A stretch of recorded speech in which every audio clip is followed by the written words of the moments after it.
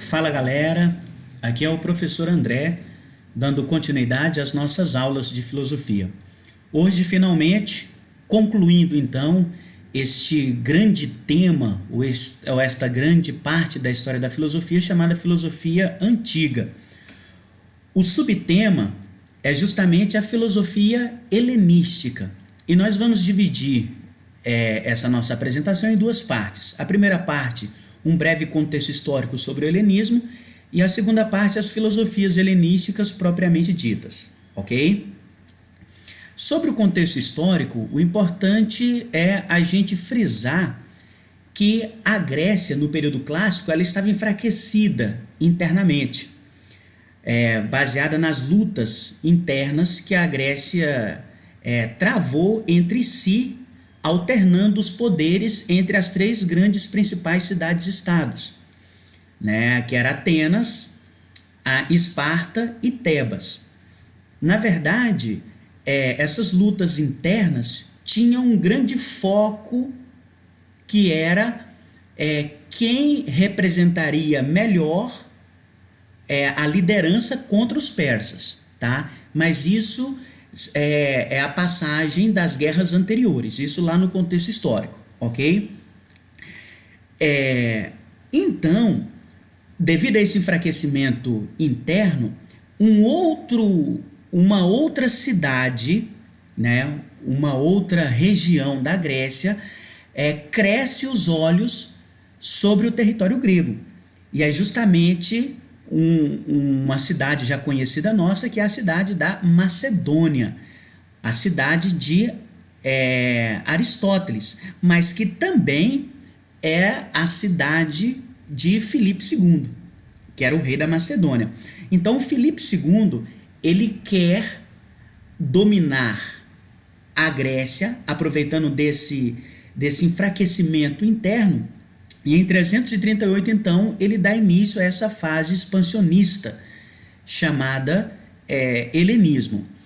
Mas surge também no contexto histórico um outro grande personagem, que é justamente Alexandre o Grande. Alexandre era filho de Filipe II, também nascido na Macedônia, e os macedônios, como a gente já tinha visto, eles são grandes admiradores do pensamento grego, né? Então, tanto Filipe quanto Alexandre, eles estão nessa, digamos assim, nesse vislumbre, né? Nesse deslumbramento em relação à cultura helênica, à cultura grega. Mas como eu já tinha falado antes, os gregos, mesmo os gregos do centro das grandes cidades de Atenas, de Esparta e de Tebas, não olhavam com bons olhos esta pequena cidade, né, de Estagira, não olhava com bons olhos essa região da Macedônia, que era mais ao norte da Grécia continental, digamos assim. Alexandre, então, com 20 anos, ele substitui o Filipe II no comando do mundo greco-macedônio. E após a morte do pai, ele então elimina todos aqueles que poderiam ameaçar o poder. Então, nesse primeiro momento, esses dois personagens, né, vocês têm que ficar bastante claro para vocês, que é o Filipe II e Alexandre o Grande. E esse contexto de enfraquecimento do território grego que abre espaço para a invasão macedônica, ok? Ainda dentro do nosso breve contexto histórico, pessoal, vamos dar uma olhadinha nas conquistas de Alexandre, para a gente perceber este vasto império que ele construiu ainda muito jovem. Em 334 a.C., então, Alexandre, ele conquista a Pérsia, o grande império persa, certo? E assim, ele dominou grande parte do território conhecido hoje como o Oriente Médio. Vamos dar uma analisada nesse mapinha que eu coloquei para vocês, só para a gente perceber a vastidão do império que Alexandre construiu. Então, nós falamos que Alexandre, ele é da Macedônia. Ó aqui, ó, a região da Macedônia. Então ele parte da Macedônia, ele conquista também a Trácia, conquista a Lídia, conquista a Frígia, conquista a Capadócia, aqui abaixo ele conquista a Síria e na África ele conquista também o Egito. E aqui nessa região, pessoal, é que está colocada a grande cidade de Alexandria. Uma curiosidade é o seguinte: Alexandre, nas suas conquistas, ele fundou várias cidades, né? E essas várias cidades ele dava o mesmo nome. Então, Alexandre, na verdade, ele fundou várias Alexandrias. Mas a Alexandria, na qual tem aquela grande biblioteca famosa que a gente vê em história, é a Biblioteca de Alexandria lá no Egito, certo? A gente vai retomar essa Biblioteca de Alexandria quando a gente estiver vendo os grandes pensadores, principalmente quando a gente estiver ali estudando o período patrístico, tá? A gente vai voltar em Alexandria e fazer referência a essa biblioteca, certo? E ele vai conquistando. Vamos sair aqui do Egito, certo? Ele vem a Síria, conquista a Babilônia, a Pérsia, e aqui aparecem alguns nomes um pouco diferentes. Aparece o nome de Sogdiana, o nome de Aracósia, o nome de Drangiana, o nome de Gedrósia e o nome de Carmânia.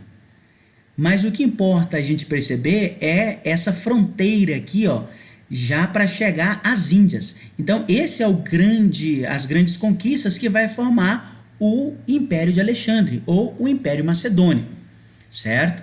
Então, com apenas 31 anos de idade, Alexandre já era esse grande comandante, certo? Que conduziu e conquistou esse vasto, um dos mais vastos impérios da história da antiguidade. Em 12 anos de combate, ele conseguiu promover um dos mais importantes contatos entre o mundo ocidental e o mundo oriental. E é justamente digamos assim, do contato dessas culturas, da cultura grega com o Oriente, é que nasce no contexto cultural histórico do helenismo. Então, essas duas partes do mundo, né, o Oriente e o Ocidente, essa troca de culturas. Aqui o Alexandre, né, uma imagem mostrando ele na frente de batalha, e essa era uma das características de Alexandre.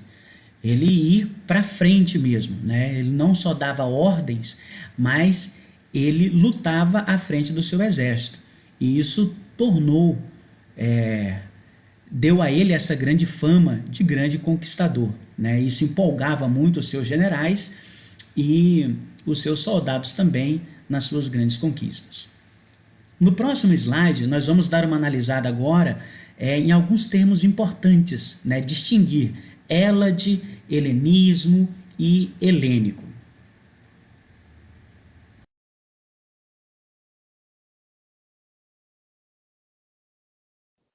O menino não para, o menino é imparável, o menino é indelével. Ninguém cala o Alexandre o Grande. Com 25 anos, ele venceu mais uma batalha conhecida como Gaugamela. Ali estava consolidado. Ele já estava dominando muitas terras. Além dos próprios gregos, a Ásia Menor, a região da Palestina, o próprio Egito, a Mesopotâmia, a Pérsia. O cara já está chegando nas Índias. Mas ele fez algo que poucos imperadores fariam no lugar dele. Ele se preocupou com a cultura. Também ele teve Aristóteles como professor, então o cara já estava ali naquele grau. Ele estava nessa parada.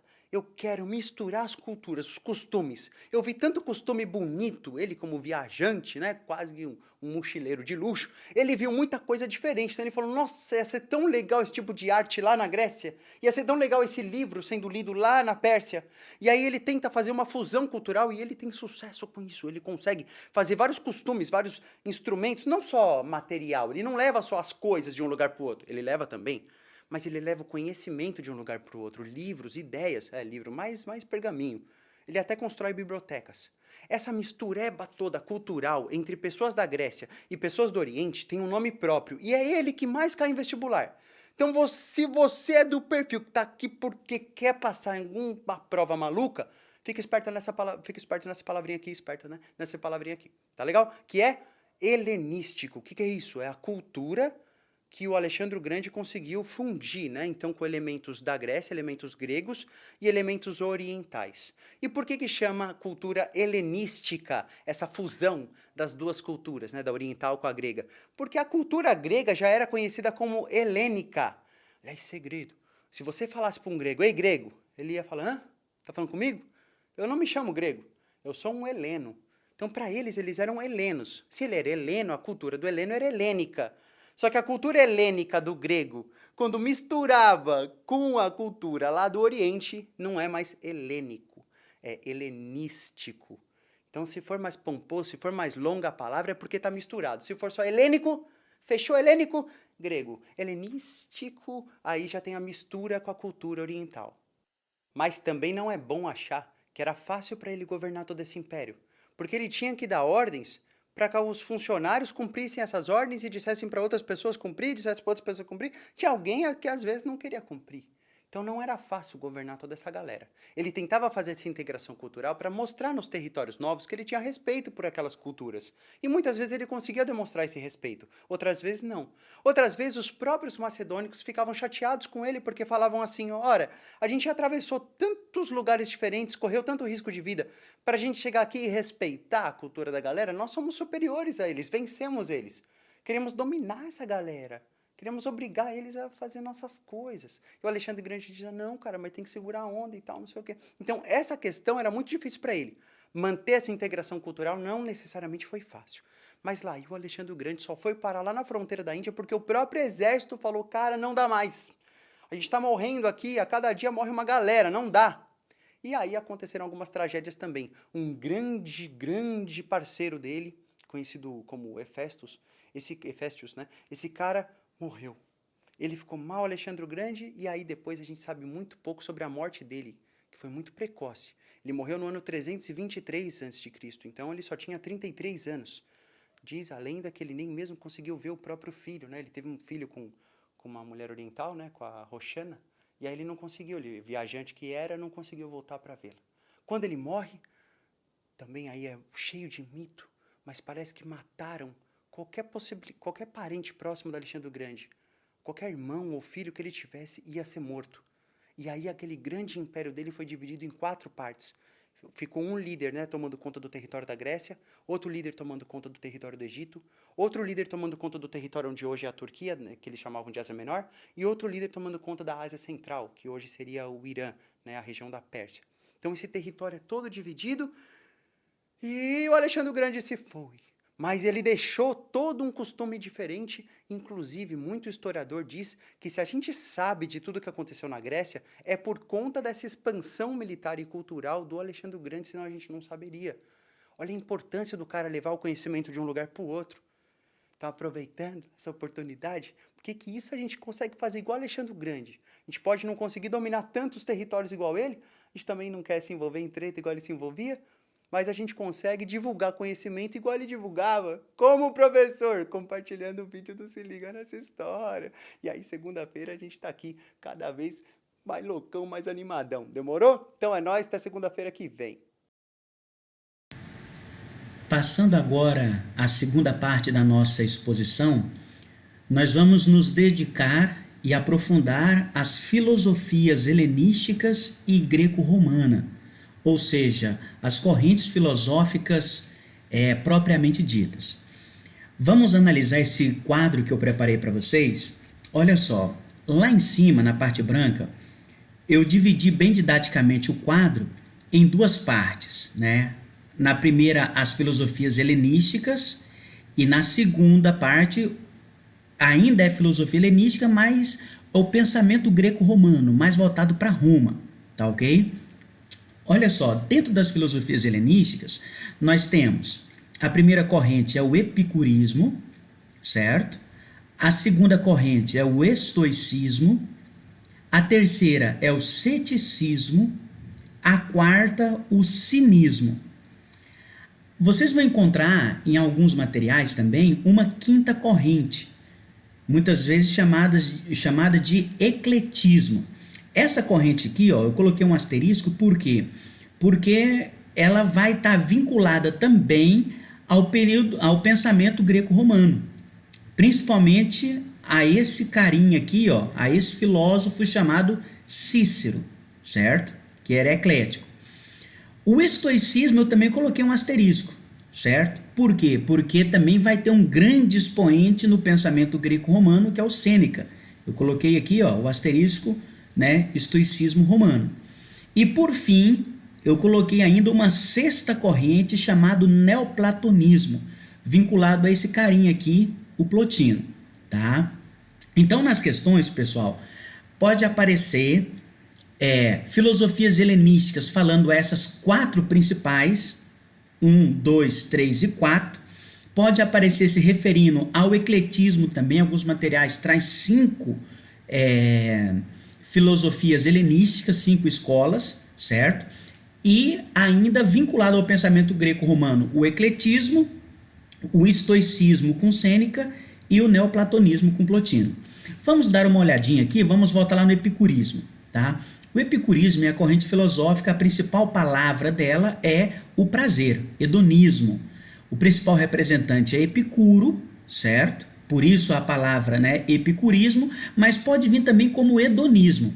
Epicurismo e hedonismo, nesse caso, pode ser considerado como sinônimo, tá? Hedonismo, como eu já falei, significa prazer.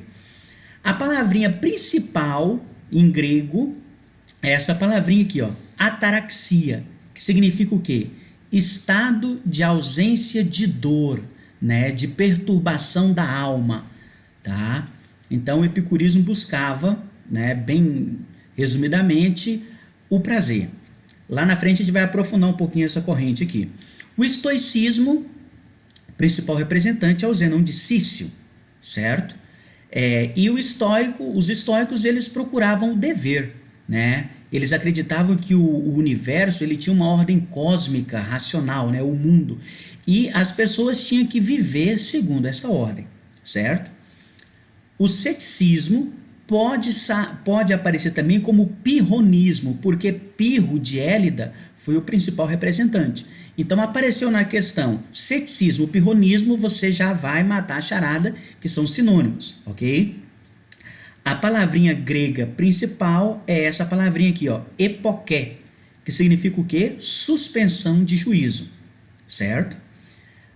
No cinismo, nós temos aqui o principal representante, o Diógenes de Sinope, e a característica principal da corrente cínica, né, ou da filosofia helenística chamado cinismo, é o desprezo pelos bens materiais e principalmente aquela famosa frase de Sócrates, né?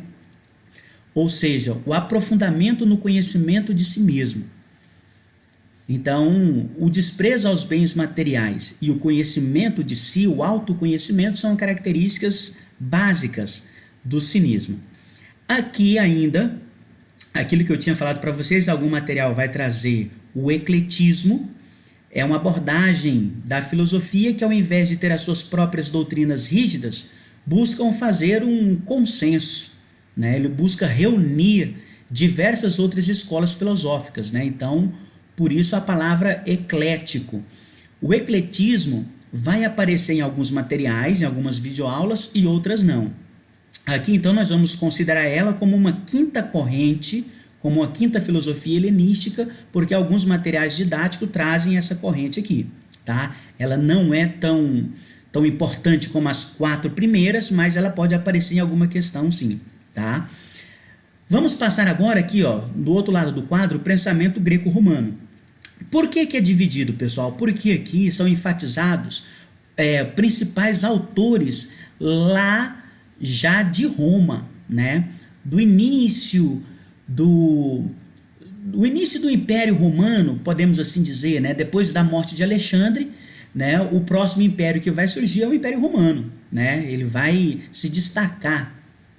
Então, o Cícero, ele vai passar a ser um grande representante do ecletismo. Então, pode aparecer algumas questões se referindo, né, à escola filosófica helenística ecletismo vinculado a Cícero, tá?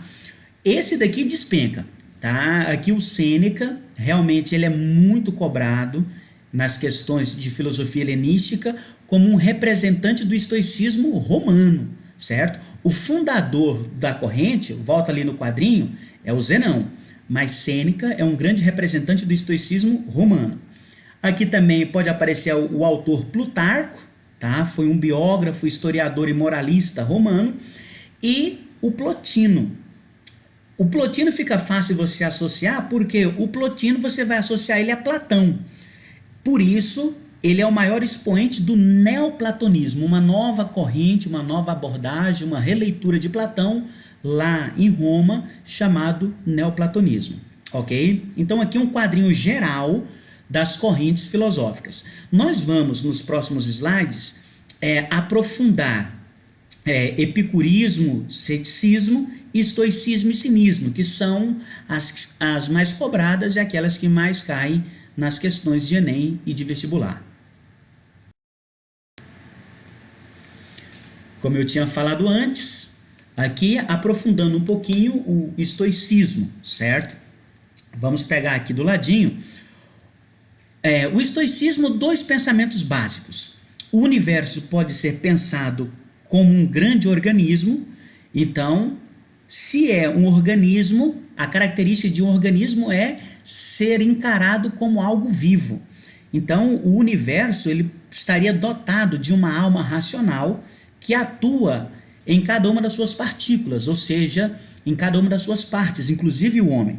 Então, segundo o pensamento estoico, para alcançarmos a tranquilidade é preciso que nos tornemos insensíveis ao prazer e à dor. Essa é a tese fundamental da ética estoica. Pessoal, aqui para que fique bem claro no popular, é aquela famosa história do aceita que dói menos. Ou seja, se você tem que passar por algo nesta vida, isso já está pré-estabelecido, já está pré-determinado. Então, você tem que aceitar aquilo que o destino, que a ordem cósmica traçou para a sua vida. Esse é o básico do pensamento estoico, certo?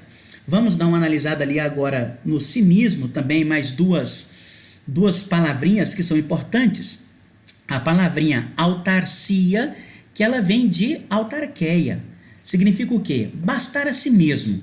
Não depender de outros nem de bens materiais para ser feliz. Então, o cinismo, como nós tínhamos falado, é esse desprezo dos bens materiais, né? É a pessoa que basta a si mesmo. Portanto, outra ideia, complementando a primeira, é a ideia de autodomínio, a capacidade de suportar a dor, o cansaço e a privação. O principal representante, o Diógenes de Sinope, né, ele era chamado de cão sirenaico, né, porque a palavra cínico vem de kinos, que em grego significa cão.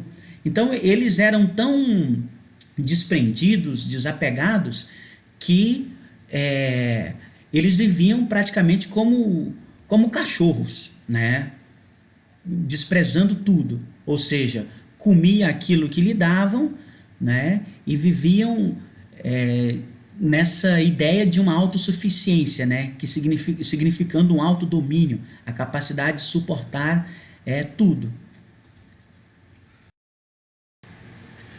No nosso aprofundamento das filosofias helenísticas, né, das principais filosofias, vamos falar agora do epicurismo, né, e do ceticismo. No epicurismo, para a gente aprofundar, duas palavrinhas são importantes, elas podem aparecer nas questões.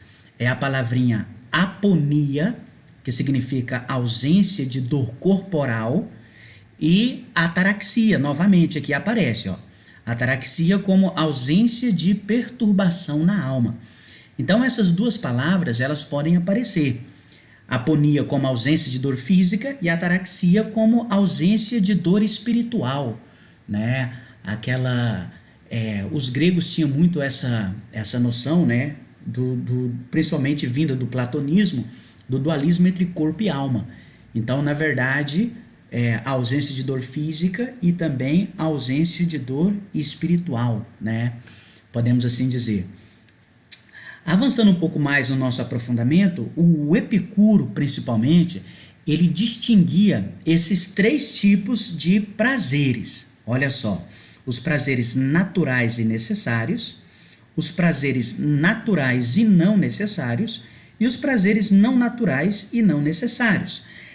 Então, quando a gente fala que o epicurismo é a busca pelo prazer, a gente tem que tomar alguns cuidados. Por exemplo, eles diziam que nós, né, a filosofia epicurista, essa corrente filosófica, ela dizia que a gente tinha que procurar sim os prazeres. Mas que tipo de prazer? Os prazeres duradouros. Os prazeres duradouros, eles estão vinculados àquelas necessidades, né? São aqueles prazeres naturais e necessários, como por exemplo, comer, beber, dormir, é da natureza humana e eles são necessários, né? É necessário que eles sejam satisfeitos.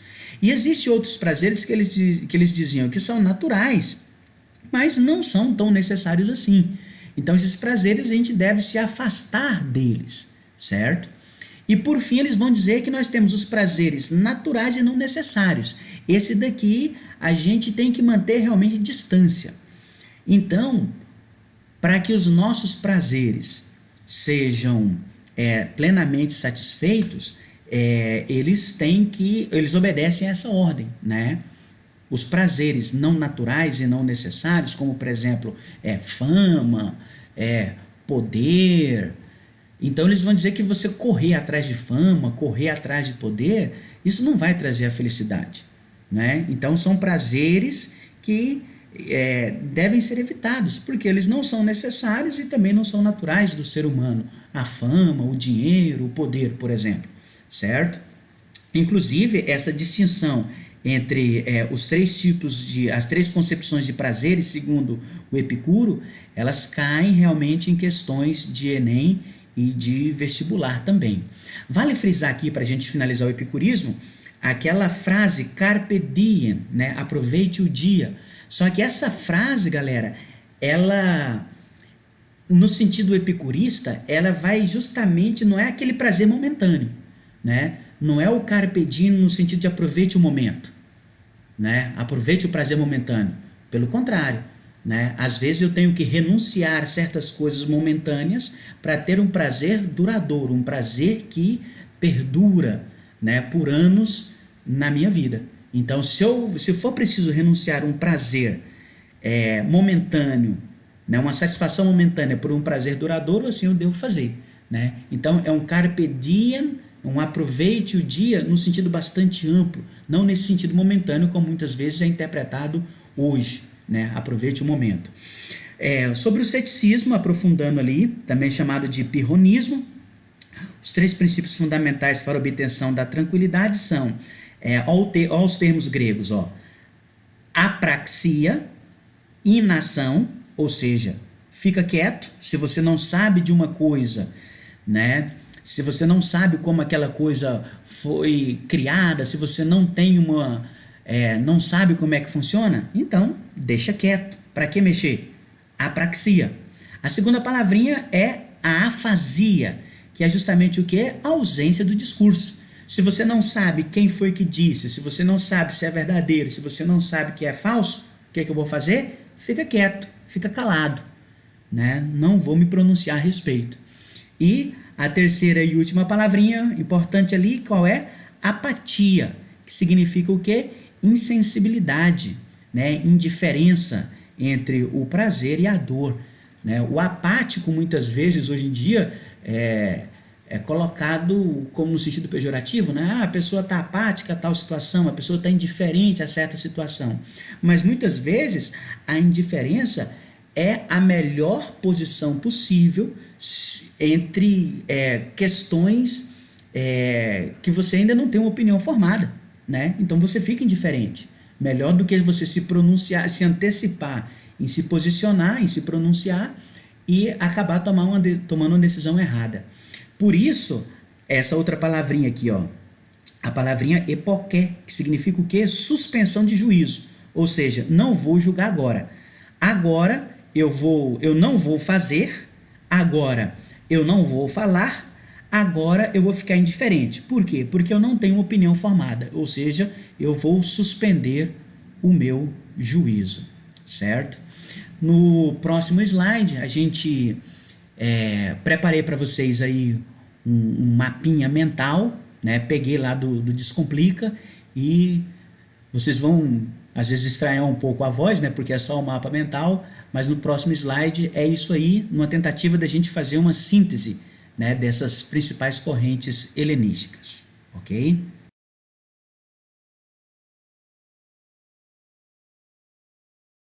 Na época em que Alexandre o Grande conquistou a Grécia, o Egito e todo o Oriente Médio. Pense numa pessoa que conquistou coisa, hein? Ele construiu um verdadeiro império intercontinental e deu início ao período histórico conhecido como período helenista. Assim, a filosofia antiga passou por grandes transformações. Aristóteles, o último grande filósofo do período sistemático, havia morrido. E depois dele, o que se formou foi uma série de correntes filosóficas divergentes, conhecidas como filosofias helenísticas. Tais correntes constituíram a última fase da filosofia antiga e duraram desde o século 4 a.C. até o século 6 depois de Cristo, depois da queda do Império Romano do Ocidente, quando o imperador bizantino Justiniano proibiu definitivamente a promoção de qualquer vertente de pensamento pagã. Antes de falarmos sobre cada uma dessas correntes, é necessário compreender o que todas elas tinham em comum. Eram vertentes filosóficas fundamentalmente éticas, isto é, voltada para questões da conduta e da ação humanas. Suas preocupações, muito mais do que com problemas teóricos e especulativos, como a origem do mundo, o fundamento do conhecimento e a ordem do universo, eram preocupações com questões práticas, em particular, aquela que diz respeito à boa vida, ou seja, à felicidade humana. Não que as questões teóricas não fossem importantes, ou que a realidade não devesse ser compreendida. É que, para os helenísticos, estas coisas são importantes apenas porque ajudam o homem a viver melhor. Para o epicurismo, o homem vive dividido entre duas possibilidades básicas, o prazer e a dor. Sua felicidade, assim, consiste em obter o maior prazer e a menor dor possíveis. Porém, isso não significa que o epicurismo seja hedonismo, ou seja, uma busca desenfreada por prazer. Pelo contrário, segundo Epicuro, fundador da escola, há muitas dores passageiras que, a longo prazo, geram prazeres enormes, como quando você aí, tá estudando muito para passar no vestibular, por exemplo. Assim como também há prazeres intensos que depois causam dores maiores, como beber e ficar de ressaca. A busca pelo prazer e a fuga da dor, portanto, não deve ser impulsiva e irracional, e sim moderada e equilibrada. Atomistas, os epicuristas diferenciavam-se de Demócrito, porque não achavam que tudo é determinado pela constituição dos átomos, mas sim que o homem é livre em suas decisões. Para o estoicismo, a felicidade humana consiste na ataraxia, ou seja, na tranquilidade da alma, ou ainda na apateia, que é a ausência de perturbações. Tal tranquilidade é obtida quando o homem, guiando-se por sua razão, vence o poder das paixões e sentimentos sobre seu ânimo. O fato de se guiar pela razão é a grande meta da filosofia estoica e é alcançada, segundo Zenão, fundador da escola, a partir do momento em que o homem reconhece que há uma razão universal e divina que rege e conduz o mundo. Ao reconhecer que o mundo é mantido pela razão, o ser humano percebe que a realidade possui uma estrutura lógica e coerente à qual o homem, para ser feliz, precisa se vincular. Para o ceticismo, a ataraxia, que é a tranquilidade da alma, como falamos há pouco, é obtida através da suspensão do juízo, isto é, do abandono de toda e qualquer convicção. Para os céticos, tudo é duvidoso, questionável e não se pode ter certeza de coisa alguma. Assim, as crenças convictas e firmes, seja no atomismo, na razão universal ou em qualquer outra coisa, muito mais do que satisfação geram dor e incômodo, uma vez que podem sempre ser postas em xeque. A felicidade, portanto, não se encontra quando abraçamos uma visão de mundo específica, mas sim quando percebemos a relatividade de todas as crenças e suspendemos o juízo, ou seja, a convicção a respeito de tudo. Para o cinismo, a felicidade é obtida pela autarqueia, a autossuficiência, o autodomínio. Porém, isso só se torna possível mediante uma vida totalmente dedicada à prática filosófica e um rompimento radical com os padrões morais e sociais estabelecidos. Esses pensadores, por isso, viviam de maneira totalmente anárquica, sem teto, nas ruas, como mendigos. Diógenes, por exemplo, o mais famoso membro da escola, morava em um barril e perambulava pelas ruas com uma lamparina, dizendo dizendo que estava à procura de um único homem honesto, porque acreditava-se que para ser ético era necessário agir conforme os instintos. Por esse comportamento rebelde, tais filósofos foram comparados a cães, do grego kinos, o que explica o nome da corrente, e que não tem nada a ver com o sentido que damos hoje ao termo cinismo. Por fim, para o neoplatonismo, a felicidade se dá através da união com o divino, tratando-se de uma filosofia essencialmente místico-espiritual. Nesta busca mística, os neoplatônicos tomavam como referência o pensamento de Platão, o qual procuraram aprofundar e reinterpretar. Em seu pensamento, a ideia do bem, essência suprema do mundo das ideias platônicas, é identificada como Deus ou o Uno, fonte de tudo o que há. Assim, toda a realidade seria fruto dessa supremacia divina, a qual o homem não pode jamais compreender plenamente pela razão, mas a qual pode se unir mediante um conhecimento direto e místico. Filhotes, esse foi o Quer Que Desenhe sobre o período helenista.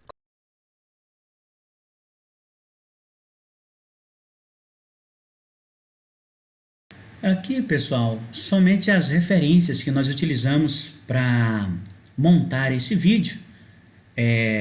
A primeira referência é aquele vídeo que nós vimos, chamado Alexandre o Grande, Império Macedônico. Eu tirei isso aqui do site Se Liga Nessa História. Depois, o segundo vídeo sobre o período helenista, Quer Que Desenhe, tirei lá do Descomplica, é um mapa mental, né? E por fim, o slide original chamado Grécia, Guerreiros, Conquistadores e Pensadores, da professora Lília Larroca, que serviu de base para mim produzir esses nossos slides, ok? Até mais, até a próxima.